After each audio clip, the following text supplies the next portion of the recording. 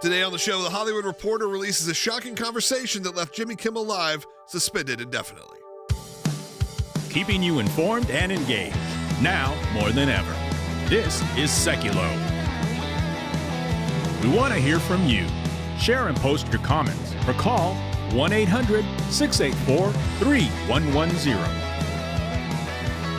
And now your host, Logan Sekulow. Welcome to Sekulow. Logan Sekulow here. Will Haynes is joining me in studio. We got a packed show. Later in the broadcast, Jacqueline Stapp is going to be joining us. She is on the panel for the Make America Fentanyl Free campaign that is run by the Trump administration. She's going to be on joining us, talk about that. We also have Rick Grenell and Mike Pompeo to wrap up the show. So you're not going to go anywhere. It is going to be jam-packed. Phone lines are open for you at 1-800-684-3110 as the fight for and the definition of free speech continues on today, as there's been some reports now from the Jimmy Kimmel Live situation. Of course, we're talking about Jimmy Kimmel, a late-night talk show host, really the second of the big three to be taken off the air. This one due specifically to a comment he made regarding Charlie Kirk and Charlie Kirk's shooter, referring to it being as sort of one of the conservative group, one of the MAGA kind of people. A lie. Now, that opens up a whole can of worms because there has been some push from the FCC, and obviously there's push from a few different groups, Nexstar and Sinclair, which both own a large amount of affiliate stations. Remember, ABC is a broadcast. This is not this over-the-air broadcast. These are not cable stations. They're obviously available in your cable stations, but these are specifically run that way. I have to say, I come at it from a very unique point of view. I not only hosted a late-night talk show for a while on Christian television, I actually was thrown off the air for something I said on one of the major networks. Or not for something I said necessarily, but maybe for something I didn't say. They didn't like that our show, I'll go into specifics on it, they didn't like our show, didn't have like a preaching and teaching segment. It was a comedy late-night talk show that featured Christian musicians. We thought we were going at a very different angle to approach people differently. The network disagreed. Who do you think won in that situation? The network. Now, did I leave bitter? Do I still think there was more things at work there than necessarily what was put on there? Sure.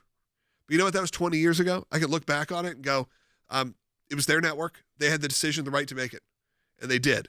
And they decided that what I was presenting was not fit for their network. I also spent time working at Nickelodeon. And I will tell you, especially working in children's programming, but in general, though the FCC is not necessarily involved, there are some some children's commission things that are involved.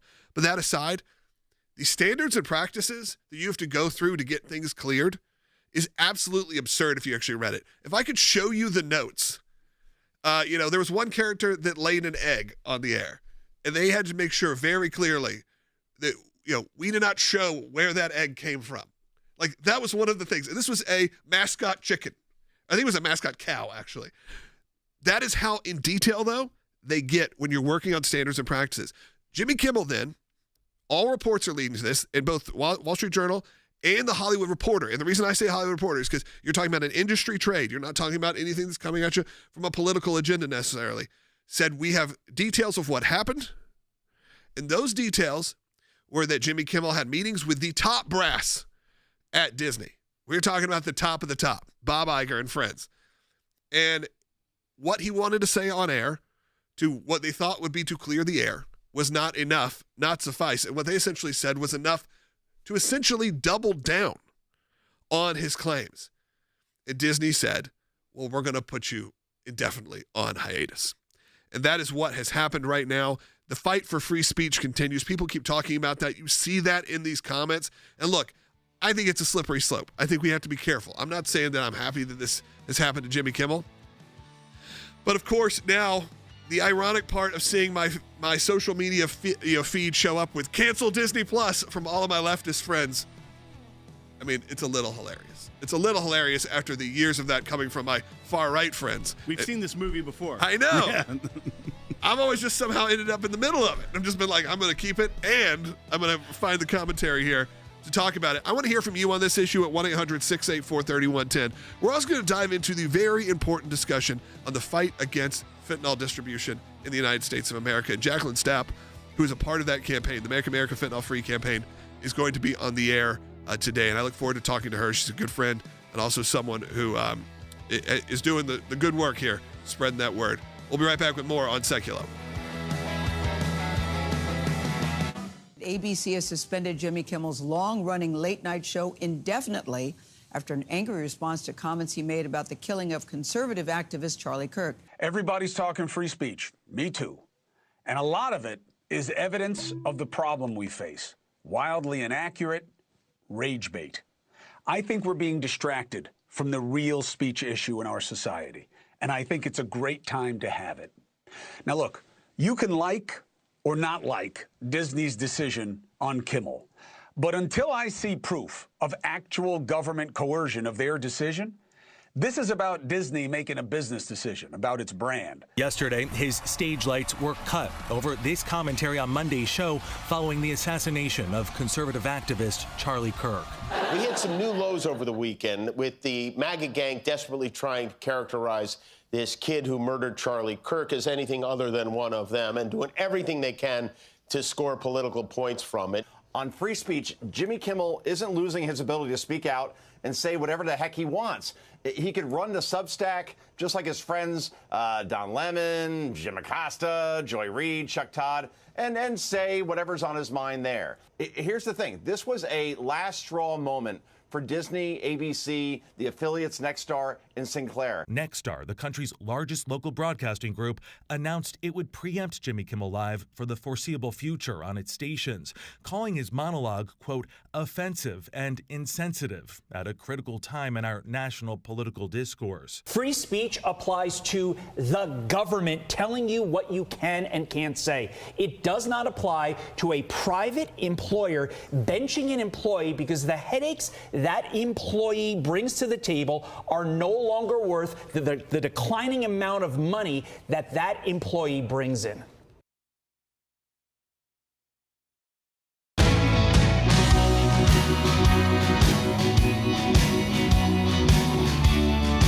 Welcome back to Sekulow. Look, of course, this is a topic of the day, the Jimmy Kimmel situation. And, of course, it doesn't hurt Disney that this probably cost them, I would assume, upwards of $50 to $100 million a year to run Jimmy Kimmel Live, a daily broadcast out of the heart of Hollywood.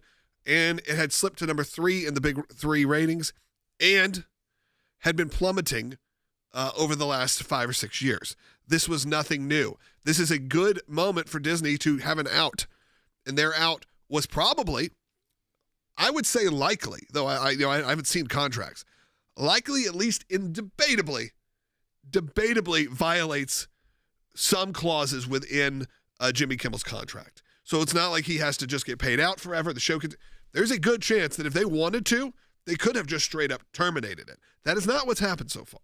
That's right. And what we've seen, especially of the reporting over the last day, one, we know that his contract negotiations, like, it wouldn't have ended until next year. So this would be an early exit from that. But we have also seen that they gave him the opportunity to basically tone it down, to lower the temperature.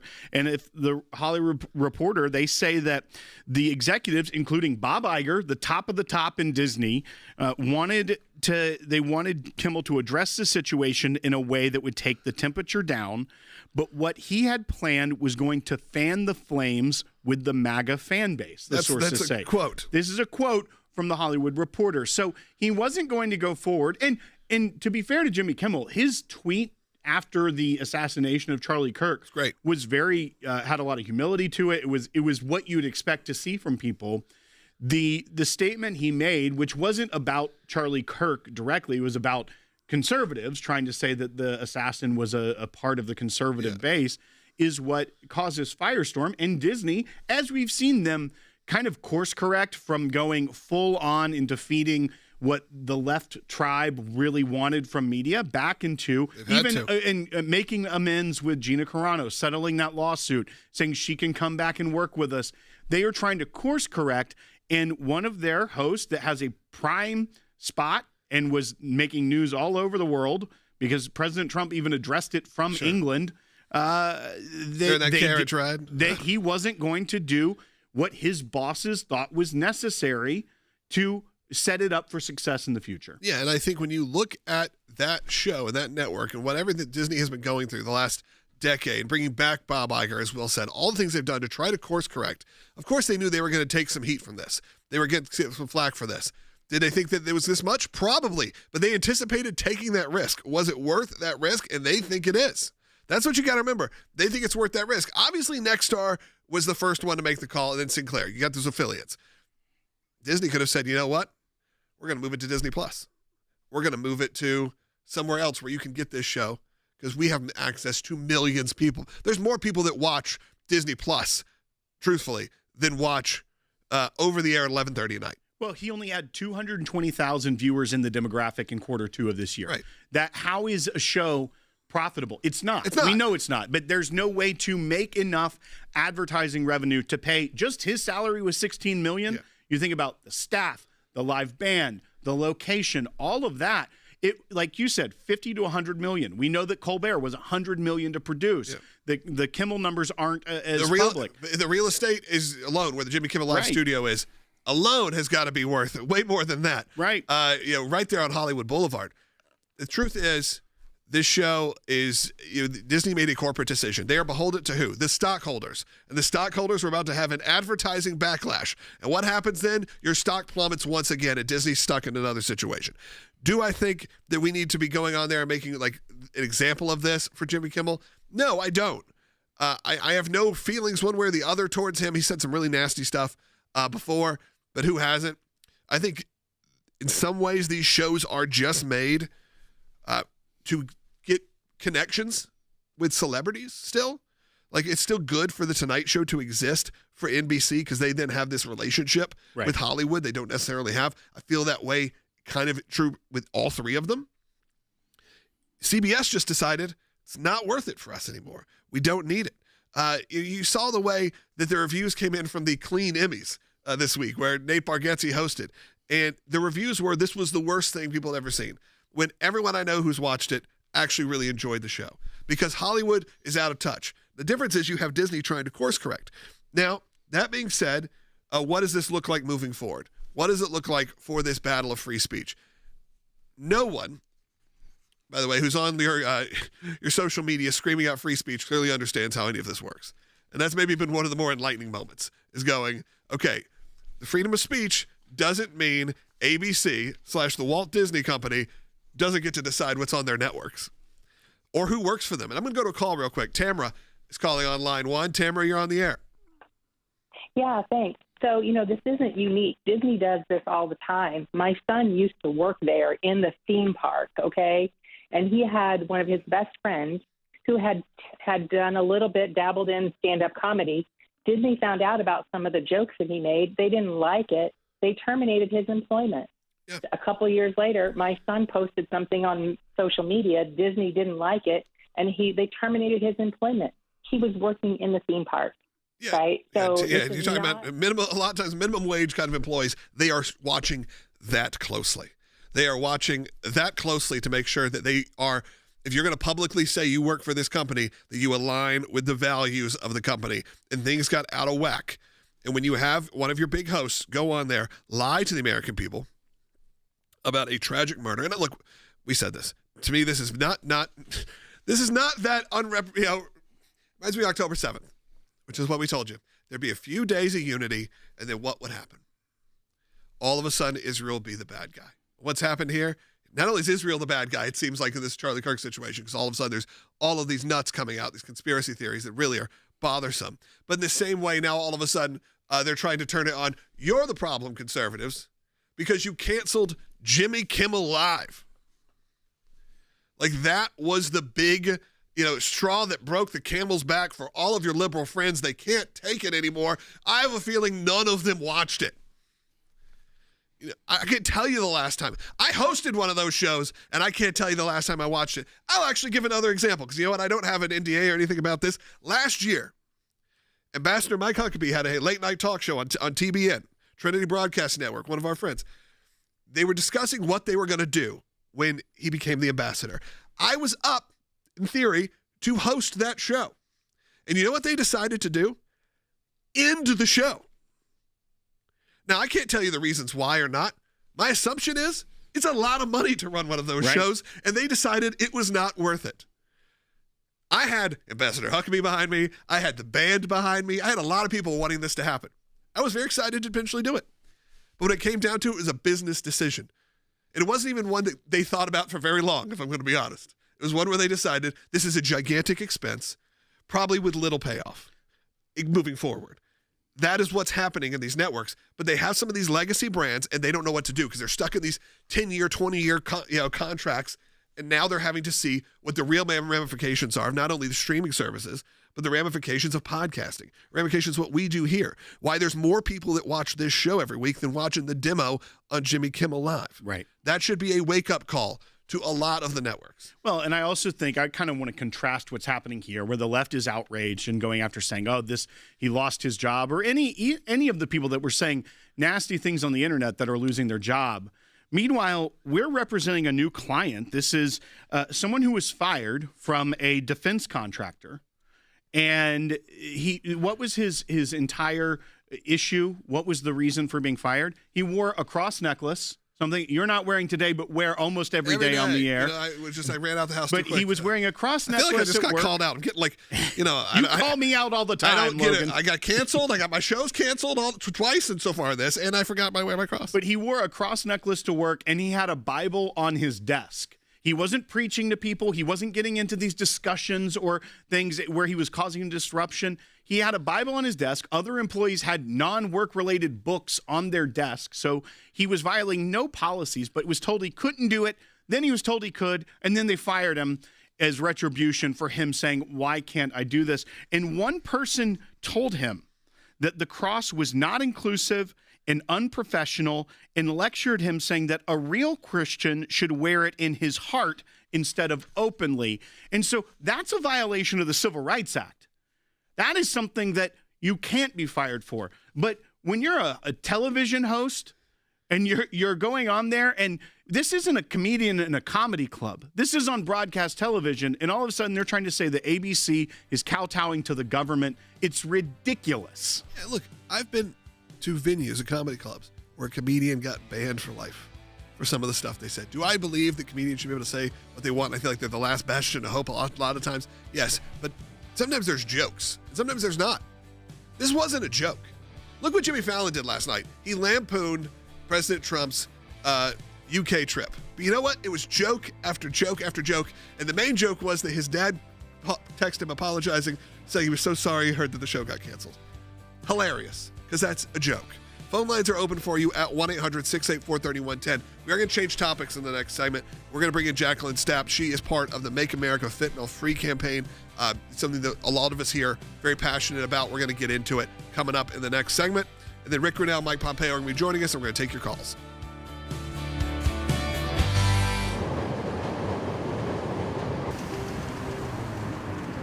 We're here at the Cook County Circuit Court where we're going to trial for two of our clients. They were street preaching downtown Chicago, targeted by the police, cited for a noise violation. It's completely unjust, and we're here to defend them in their criminal court. At the ACLJ, there's no small cases for us. This might be a misdemeanor, but this is something that could go permanently on their record. It could be a permanent stain on their reputation.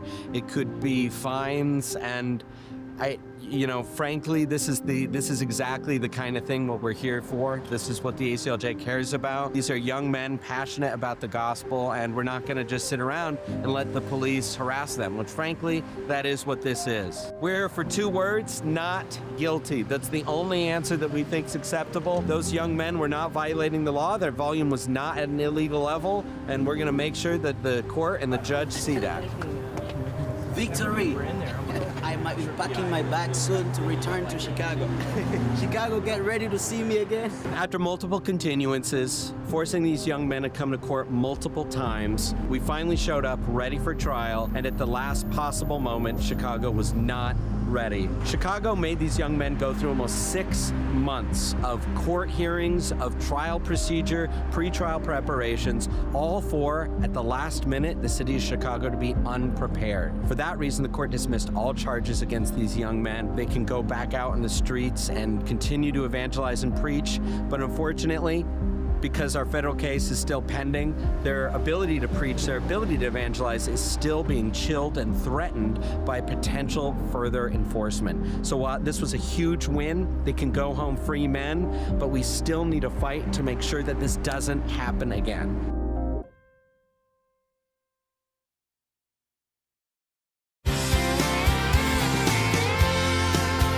Welcome back to Sekulow. We are going to be taking your calls in the next segment, 1-800-684-3110. Like I said, we have a packed show. We're going to pivot right now to a segment that I've been looking forward to having our guest on. I mean, it's obviously been a very chaotic few weeks, so things have really obviously taken an interesting turn in this country. But there is one thing that is very important to me personally, something that I believe every family has been affected from right now, and that, of course, is the leading cause of death in America right now from the ages of 18 to 45, and that, of course, is the fentanyl crisis that has been happening. And Jacqueline Stapp is joining us because there's a wild stat. But Jacqueline, you have been a part of this new campaign that I think is very important. It was one that when President Trump started really talking about this crisis, I was encouraged. It obviously comes after a lot of us have experienced personal loss from this, but at least steps are being made. Yes, thank you for having me. This is a very serious crisis, and our president could not turn away from this very big issue of children dying. And as you just said, between the ages of 18 to 45, this is a leading cause of death. And, on day one of his presidency, he had a mission to save American lives.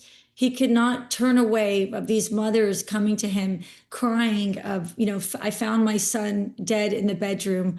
These kids often don't know that these are counterfeit pills. This is often accidental overdoses, taking these pills they think are a Xanax or an Adderall and, laced with grains of fentanyl, and instantly they die. They stop breathing and die.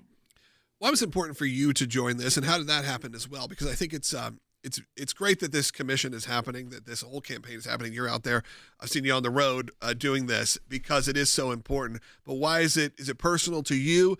I know you have kids. You have people that are dealing with a lot of situations where it's just it's really tough. You walk around some of these major cities and you see half the ads are make sure to test your drugs, like they're promoting things like this. And sadly now that's become the norm. But hopefully what you are all doing is going to be reversing the course completely. Yes. I'm a mother of three. Any parent, wants to make sure your kids go off to child. I think I read somewhere that they have these actual test kits. They're giving kids at colleges. Some of the parents were sending their kids off to college, giving them a test kit to check for fentanyl in their drugs. And you're hearing about this so often. And any parent wants to make sure your kids goes to school and gets an education, is not going to accidentally overdose.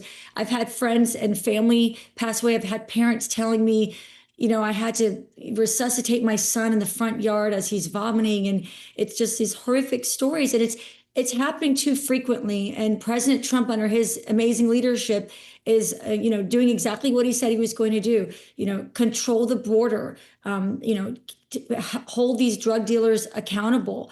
But this campaign is intended to spread awareness to the dangers to these children, the dangers of fentanyl, and how easy it is to overdose. What you think you're taking is not, and no drugs are good for you. But these drug dealers have really gotten very, shrewd and clever with ways of getting this cheap drug out into the streets. So he's working really hard. There's still a lot of work to do. But if we could just start talking about it in the schools and churches, everyone knows about the opioid crisis and knows someone directly or indirectly that's been affected by it or has passed away from it. Well, and I think that's maybe one of the big misconceptions that are out there, is that a lot of people have heard about how lethal fentanyl is, but they still kind of think of it maybe as something that happens in a big city. On the streets. And similar to like the heroin crisis, where, yes, they understand that these very powerful drugs exist and that people can overdose from that, but that it's not affecting what high schoolers may experiment with or do things that they shouldn't be doing. But they're not realizing that this crisis is affecting suburban high schoolers and people in college. It's not in the seedy underbelly of the urban centers of our country. It affects everyone and can affect everyone lethally. Yes, that's right. And exactly what you said. It's not that stereotypical person you see on the side of the streets that's struggling. Yes, they matter, But these are children that, are going to these house parties or, buying a pill from a friend. They don't intend to take their lives. This is accidental and they don't know. And, also on social media, there's these new ways on Snapchat. These kids are learning this type of secret code word and languages where they're buying pills from these dealers on the social media. And so we've got to put a stop to this. These lives matter, and our president is really trying to tackle this issue. It takes a village, and there's a lot involved in this, and we're grateful for this privately funded multi-million-dollar campaign, Make America Fentanyl Free. And there's resources on the website, but we've got a lot of work to do, and I thank you guys for helping us get the message out there. Yeah, whatever you need from us, we're all on board, because this is very important to us specifically, and we've talked privately about that, and this is something that I really want to make sure that our audience gets behind, understands the seriousness of it, and it's not, Will, as you said, just an issue that's happening, like you said, in sort of downtown areas, happening with the unhoused homeless population. This is happening everywhere. Like you said, the number one cause of death, and it can be easily stopped. Maybe not easily, but with people like you involved, it can. I have to say also, the ad campaign that's running is phenomenal. The ads, if you haven't seen them, they are incredibly powerful. Maybe we can pull one up and show one a little bit later this week on the broadcast, or next week, because they really are hitting home for a lot of people. So, Jacqueline, I just want to say thank you. We'll make sure we link everything to promote this campaign. This is one of those moments, Will, where I'm excited when we have President Trump taking action on something that we've known for years was a problem. That's right. This is something that has been talked about, but I feel like the action to explain to the people of our country about how it can affect them personally has been lost. That there was that disconnect, but this is kind of a new way to, one, reach the people, as well as make everyone aware, whether it be grandparents all the way down to people that are in school, be able to understand the real dangers of this. And while we are doing things on the border to try and stop it coming in this country, we also know how much is already here and how real that danger is. That's right. Go check out those ads. Check out all the great content. Jacqueline, I believe it's just at makeamericafentanylfree.com is where you can find everything. Thank you. Thank you so much. Appreciate it. Yeah, but we'll make sure we get that out there. Hey, when we get back, we do have a second half hour coming up on our broadcast. I want to make sure you're joining us for that. If you don't get us on your local station, find us broadcasting always on aclj.org, on YouTube, on Rumble. We are there broadcasting to millions of people each and every week. Be a part of that team there. Again, the easiest way is to go to aclj.org or download the ACLJ app. We are live Monday through Friday from noon to 1 p.m. Eastern time. You can work your way back from there. You can figure it out, whatever time zone you're in. And, of course, you can watch us or listen to us later on, however you get your podcasts, however you get your web video content. We're there. You can follow us on all the social media platforms. But maybe the most important thing, and we're going to take some of these in the next segment, is we want to hear from you. So we just heard from Jacqueline Stapp, who is part of President Trump's Make America Fentanyl Free campaign. We're going to hear from Rick Grenell coming up, head of the Kennedy Center, former ambassador to Germany, former director of national intelligence, currently also serving. And, of course, we're going to hear from former Secretary of State Mike Pompeo. No other show has this kind of expertise, has people who have been through it or are currently living it. And that only happens because people like you support this broadcast and support not only the media operation, but the legal operation of the ACLJ.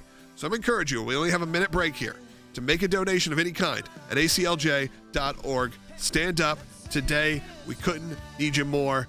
We need you right now. Planned Parenthood performed over 400,000 abortions last year, and now the organization is launching legal attacks nationwide. Planned Parenthood has been filing lawsuits across the country attacking states and their pro-life laws. They're attacking laws that are here to protect the unborn, but also the women. In Massachusetts, Planned Parenthood has gone after the federal government demanding money, and the ACLJ has stepped in Massachusetts to protect the unborn. In Massachusetts, we're also defending pregnancy resource centers that are the brunt of a lot of these attacks. They're using lawfare tactics to overturn abortion bans that are meant to keep the woman safe.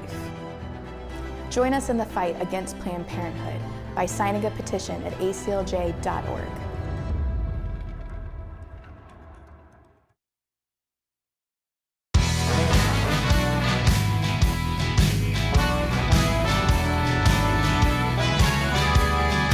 to Sekulow. We are going to have a packed second half hour of this broadcast right now. Of course, we're talking about the Jimmy Kimmel situation. We just got done, by the way. If you didn't hear it, go back and listen later on with Jacqueline Stapp. She is part of the Make America Fentanyl Free campaign. Another incredible moment that's happening from this administration, taking this head on. An issue that is near and dear to a lot of our hearts, especially those of us who have been affected by it directly, which is just about everyone in this country at this point. So I encourage you to go look at that. That being said, I do want to take some phone calls because we're going to run out of time for calls if we don't. So let's jump to it. Let's go to Al because he's an ACLJ champion. Gets bumped up to the front. Washington, California. Al, you're on the air. Okay, yes. Isn't it obvious that the reason these networks are backing off in light of the tragic death of Charlie Kirk and the firing of news anchors and some of these journalists is because Charlie Kirk's wife is going after these networks with a massive lawsuit that have misaligned, mischaracterized, and defamed his name. Yeah, I don't know about those specifically, if that's really the case. But what I would say, Will can chime in here, is that I believe a lot of these networks also, they do have a line that they're not willing to cross because that line hurts. Let's just say it has nothing to do with morality. It hurts your advertising revenue, hurts your audience share, hurts your credibility. And so far, everyone you've seen that's been fired, that's what's happened. It's the person saying, oh, maybe it was friendly fire. Maybe it was someone celebrating. It was someone going on air and saying the shooter was part of the conservative agenda. These are the kind of things that are happening. Lies, inaccuracies, and incitements. And if you're Bob Iger and you run Disney, or you're one of the heads of NBC, or you're any of these organizations, there is a line you can't cross. And it doesn't have to do, and it does somewhat have to do with morality, because the morality of it will cost you your broadcast. It happened to Tucker Carlson, by the way. If you remember, he was the #1 show on Fox News and got canceled. Why? They couldn't sell any advertising. They couldn't sell any advertising around his show. Didn't mean there weren't the most eyeballs on it, but the eyeballs didn't matter when you couldn't get someone to put an ad dollar behind it. And he was saying things that made advertisers too uncomfortable. Whether you agree with that or not, by the way, is a totally different situation. But it made them uncomfortable enough to where he lost his show. And that's something that actually Jimmy Kimmel celebrated on his show. Those clips have been resurfacing. They celebrated when Tucker Carlson lost his show on Fox because they weren't able to sell the ad dollars, even though it was performing better than some of these late night shows. So there is a little bit of that. But also, I think we should be clear. I don't know that ABC was necessarily concerned about a lawsuit from the Kirk family. About that. Also, the statement that was inaccurate wasn't actually anything per se negative about Charlie Kirk himself. It was more against conservative movement, saying that the shooter was a part of their movement. So I don't think that there would even be grounds for a lawsuit from the Kirk family on something like that. But that's beside the point at this point, because I agree with you wholeheartedly that it was a business decision by ABC, not necessarily because of the threat of a lawsuit, but because of the threat of advertisers pulling their dollars and them not being able to make money at all. Absolutely. Let's go to another call. Let's go quickly. We're going to go to Don in California. Don, you got about a minute. Oh, thank you. Thank you. Bless you for what you're doing. God bless Charlie Kirk and his memory. I'm really worried a little bit about, this. I mean, I understand the Kimmel firing thing, but I really worried as a conservative. I'm worried about precedent and what's the next Democrat going to do when they get in? And they think, well, gee, look what Mr. Trump did. Of course, their hands are not clean. Look at all this. Hey, Don, only cutting you off because unfortunately we're running out of time. Don, and actually, I mean, we agree with that a lot. And if you go back and watch yesterday's show, I talked about we don't want to go back to the fairness doctrine, things that ACLJ has fought against. That, yeah, there does need to be some carefulness here, and that we do support robust free speech. And right now, though, there has been pushback from the FCC. All we know is the actual decisions being made are being made by corporate. Being made by Nexstar, Sinclair, and therefore ABC/Walt Disney Company. So it wasn't being run. We'll talk about that actually with Rick Grenell coming up in the next segment. He'll be someone who could definitely weigh in on that as the current head of the Kennedy Center and so much more. We'll be right back with more on Sekulow. Thanks, Tom, for calling.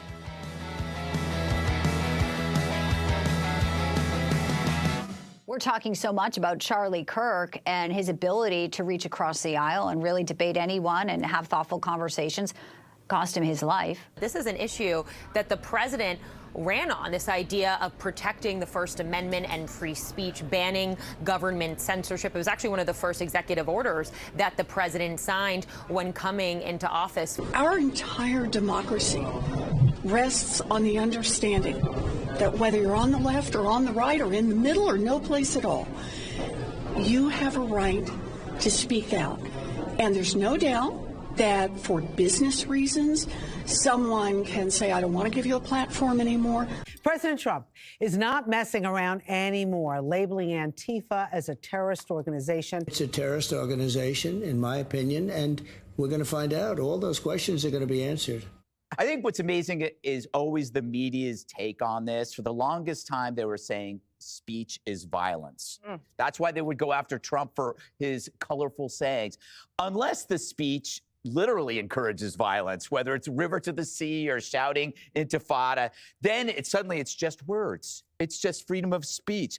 I don't think it was ever really about Antifa. It's about our leaders who shed their responsibility in protecting the community from them. Trump called Antifa a, quote, sick, radical left disaster. All of those organizations having an ideology for which they strive for, and while it's vile and can be distasteful to us as a population, that is what is protected under First Amendment. It's when it crosses that and into a conspiracy or a commitment to commit violence. If other folks are out there saying things that cause harm or that are creating animosity, this is probably not the time in which news organizations should be promoting that.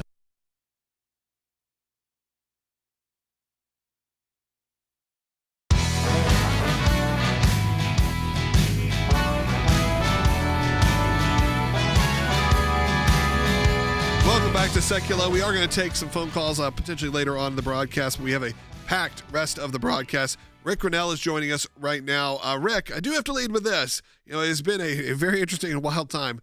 But, yesterday, Pastor, you're on the air with Will, and he didn't say anything. But you know what, Rick? I'd say happy birthday. Happy belated birthday. Your birthday was yesterday. So I want to make sure we got that out of the way. Congratulations and happy birthday, Rick, which is obviously coming. Thank you.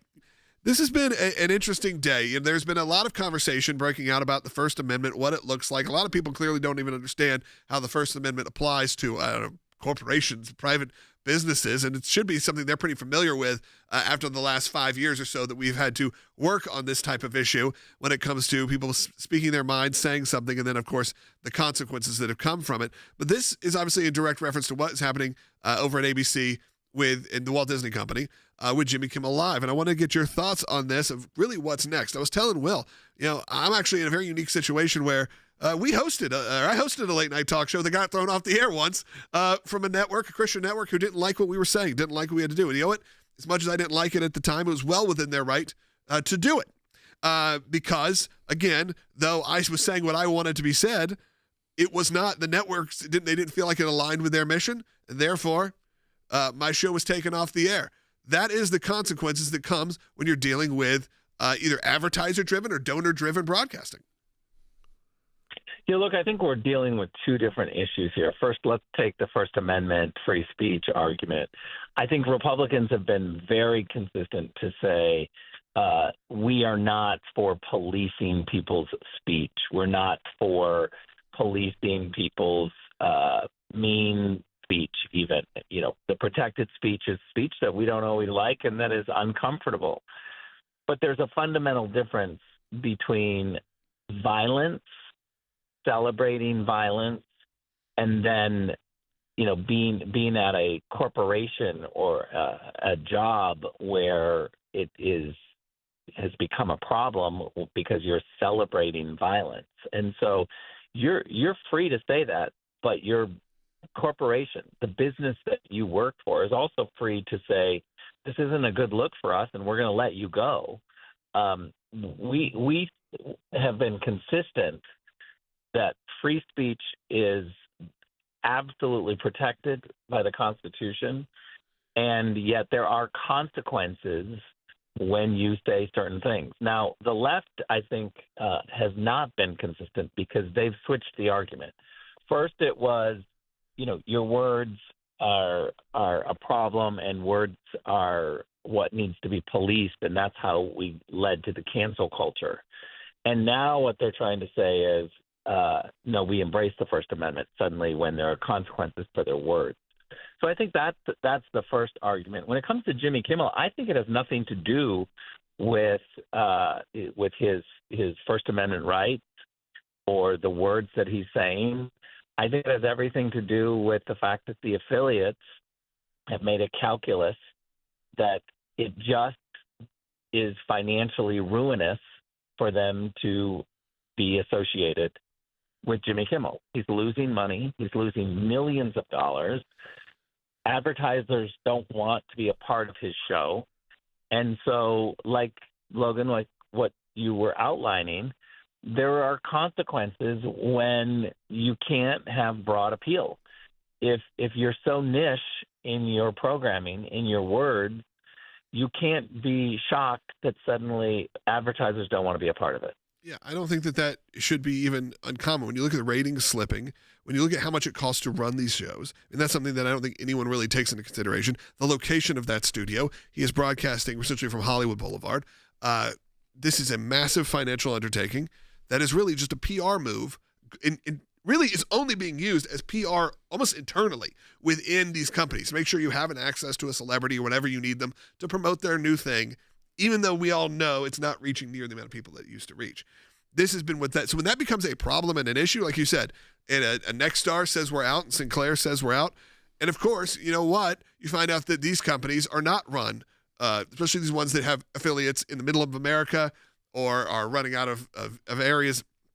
They're not all run by the craziest of left-wing activists. These are independently run individual markets.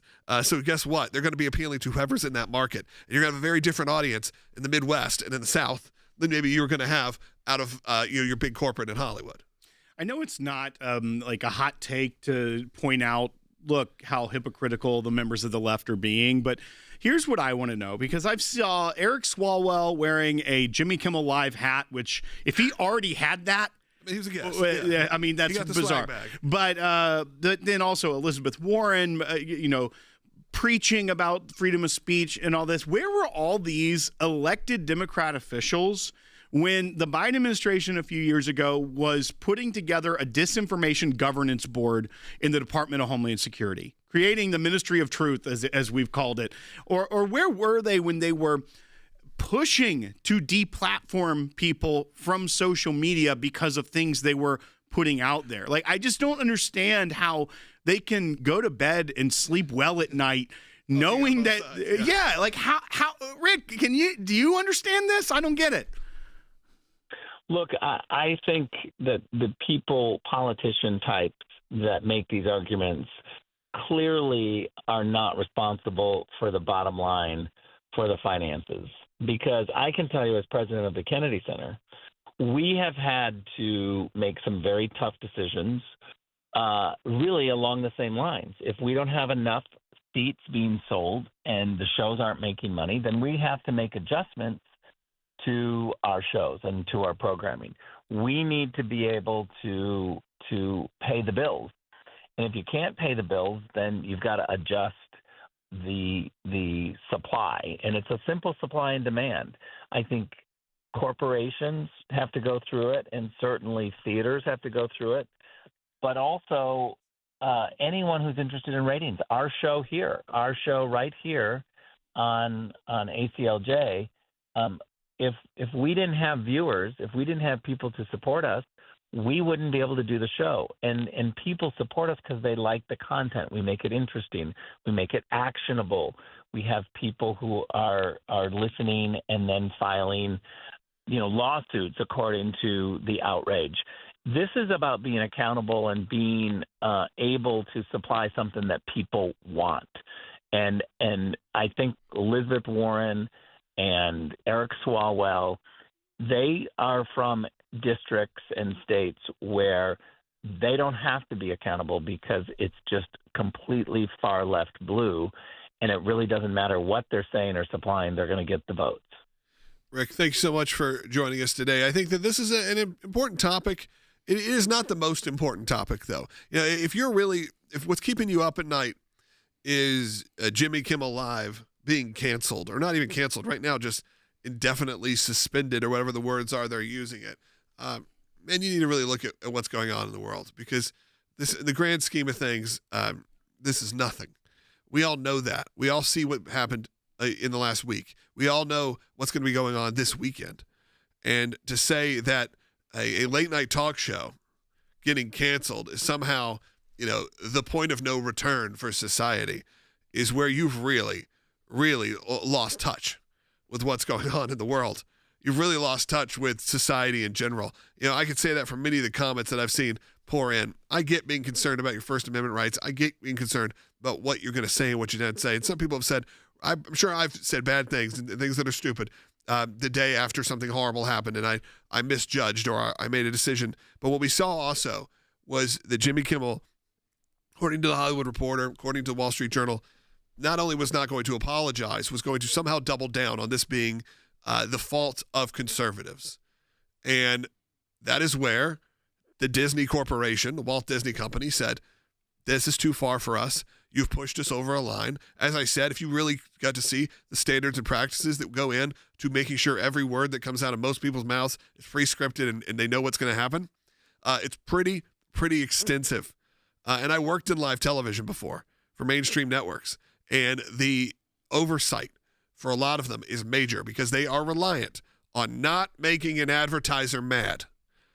And not making an advertiser mad means not making your audience mad. And that's precisely what was happening. What remains of those audiences are not ready, are not willing to do this. I think you'll have some that will stand. I think Jimmy Kimmel very well could come back. I think you could have a Colbert and Jimmy Kimmel a duo show. I mean, I think that's very likely. I think those are the kind of things you'll see. It'll be on some, fringe cable network, or maybe be on Comedy Central. It'll be somewhere. Didn't Al Gore have that network? That went away though, right? I don't even remember that happening. Yeah, he had a network.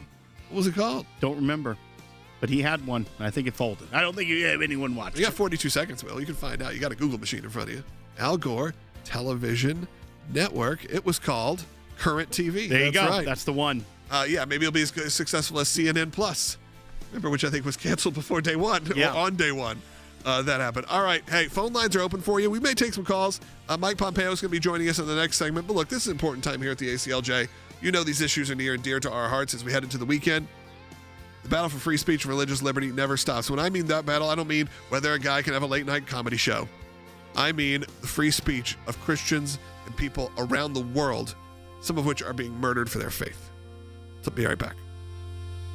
I always want to give an update, too, on the work of the ACLJ, of course, fighting for free speech and religious freedom around the world. This takes us to Pakistan and a KCC that's been going on for quite some time, but we do have an update. Amun and Kaiser Ayub, and they were two brothers, Christian brothers in Pakistan, that back in 2011, there was a website that had a blog posted on it that contained allegedly blasphemous material. Going on 14 years now. That's exactly right. Now, on this website, the only thing that ties these brothers to any of this is that their contact information was on the website. And as we all know, if you're going to create a website, anybody can create a website and put any information on there. There was no proof in this case at all tying these brothers that they had created the website or that they had created the content. Nevertheless, in 2014 and 2015, the end of 14 and 15, both of the brothers were arrested. So they have now been in prison for almost 11 years. We appealed at the Lahore High Court, and that court got it wrong and confirmed the death sentence. And now we're at the Supreme Court. And this is the second time we've been at the Supreme Court and got a continuance. And this is how we're representing both of them, is that about 3 months ago when we had the Supreme Court argument scheduled, Kaiser Ayub, his attorney, was not prepared and got a continuance. And that's when Kaiser then hired us. So we represent both Amun and Kaiser. In this case, today, we were set for yet another oral argument before the Supreme Court in Pakistan. And now the prosecution said they were not prepared and got a continuance. So this is what we're dealing with in Pakistan. These brothers have been in jail for almost 11 years, and we continue to fight for justice.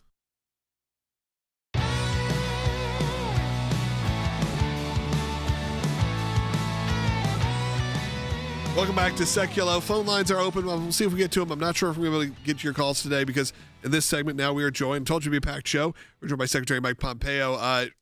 Secretary Pompeo, it has been a very busy week. The United Nations Security Council, Will, is at it again. That's right. So the UN Security Council has now rejected an effort that was brought by South Korea to try and delay the snapback sanctions that would fall on Iran after violation of agreements under the nuclear deal. But this was actually brought up and kind of put forward by the United Kingdom, France, and Germany, because they were saying that Iran had breached agreements, not normally those that we would see be aggressive on Iran at this point. But I wanted to get your take on what this move does and why this may be a big deal to put pressure and help contain Iran. So I don't want to get too far down in the weeds on the legal technicalities, but suffice it to say, yes, the United Kingdom, Germany, France should have done this a long time ago. There was a provision in the nuclear deal, the JCPOA, from which we rightfully withdrew back in 2018. There was a provision that said if the Iranians violate certain provisions, then all of the sanctions that were in place prior to the entrance to the JCPOA would come back into effect. That's what they did. I wish they'd have done it in 2018 and 19 when we wanted them to do that. I think the world would be a safer place today. And the United Nations tried to stop them from reimposing these sanctions, and now here they are. This will have some material impact. The Iranians have already said that they're going to respond in some way, but the efforts that were taken by the Trump administration and Israel to go after the Iranian program, now combined with the reimposition of these sanctions, I think will have a material benefit to the Iranian people, giving them the space they need to get a government that looks more like what it is they would really like to have. And there's less risk from an Iran with enriched uranium as well. And I also think the fact that our allies were the ones to make these moves for so long, it felt like the only nation in the world that was, or maybe two nations, but the only permanent member of the Security Council that was willing to take these steps to really push back against the Iranian regime was the United States of America. Does it help the credibility of these efforts when our allies are supportive and even instigating these moves at the UN? Well, absolutely. No, it has been for a while. It's been America trying to push this. We've been leading. The Europeans were resisting us for a host of reasons. So yes, this makes it much more likely that the entire world will see this as legitimate, and that's a great thing. Having said that, I know we're going to talk about this, this week at the UN. Those same three countries are going to take a step backwards on this same file, the same Middle Eastern file, by asserting that Palestine should be recognized and somehow become a legal sovereign state, which frankly emboldens Hamas and emboldens the Iranian regime. So one in the plus column, one in the minus column for the European nations. Well, and that leads us to our next kind of topic here. And you're seeing actually Democrats in the Senate pushing the Secretary of State, Marco Rubio, that we need to now almost build up and support the Palestinian Authority. They have not been receiving a lot of tax revenue from both Israel and United States has issues with the Palestinian Authority, namely over things like pay to slay, where they offer incentives for terrorists to kill Jews, kill Israelis, and even Americans have been killed by people that were backed by the Palestinian Authority, and therefore their families, if they are martyred in their terms or if they are imprisoned, they receive a salary and they receive funding from the Palestinian Authority. But the reasons that they may not be getting financial support are plenty, but now Democrats want to ensure that the United States props them up to help prevent the collapse of the PA. I mean, this is a big topic we could spend a lot more time on, but what are your thoughts on this push from the Democrats? Is it something that the administration should be doing, and tie that in as well to the UN move that we're seeing? Well, the good news is that I don't believe Secretary Rubio or President Trump will remotely do anything to support the terror organization that is the Palestinian Authority, that has repeatedly rejected reasonable peace offers for decades from Israel and from the West.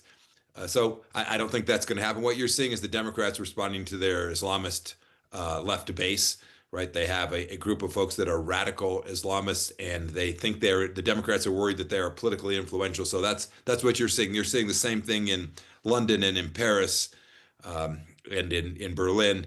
But the Palestinian Authority should not be propped up. It should be disbanded. It's an illegitimate government there. The Abu Mazen, its leader, stood for election about, I think it's now 15 years ago, but hasn't submitted to democratic rule. He lost the campaign against Hamas. We have to start from scratch as we figure out what governance is going to look like, both in Gaza and the West Bank. The right place to put the foundation is not the Palestinian Authority.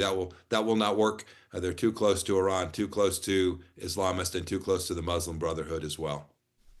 And I did want to bring up, while we've spent time on the region. It's not something that is getting a lot of press right now because of everything that is happening domestically, or even with that state visit from the president. But the U.S. government, the Trump administration, actually went a step further in kind of trying to go after these Iranian proxies by designating a group in Iraq that has directly targeted American soldiers, that has attacked our embassy or consulate there.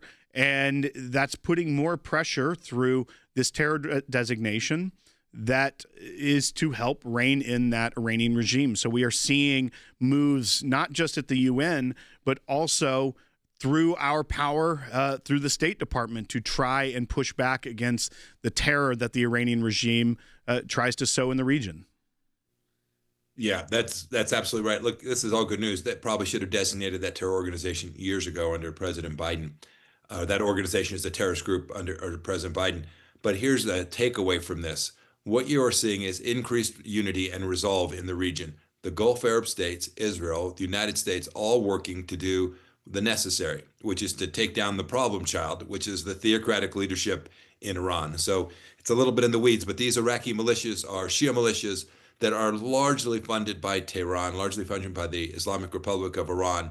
They report to the IRGC, the Republican Guard of the Revolutionary Forces for Iran. The fact that we designate them terrorists is a good thing. It will take continued pressure. I see the Israelis now taking out Hezbollah targets in Lebanon, again in southern Lebanon, still working in Gaza and in Gaza City to take down Hamas. All of these things will lead to a more prosperous, more peaceful Middle East, and that is amazingly good for America. We've sent far too many of our kids to fight and die and risk their lives there. If we get this right with respect to Iran, we can have a 25, 50-year good run in the Middle East with a lot more peace, Will. Well, that sounds like a good plan, Secretary Pompeo. We always appreciate you coming on, sharing your advice and your opinions. Again, this show has been packed with just experts on all of these issues, people that are involved or have been involved on the highest level. So thank you again, Secretary Pompeo. That's going to do it for today's show for the week and for the week. We'll be back on Monday. Again, today we actually have two critical, I didn't get to spend time on this, two critical free speech, religious liberty cases, and we talked a little about it. And Christians continue to have their liberties suppressed, even in the workplace. This was, as Will brought up, a story of a guy who just had a Bible on his desk and a cross necklace. We're representing him. You can be a part of something as small, what feels like small, has global impact and global reach. Right now, take action.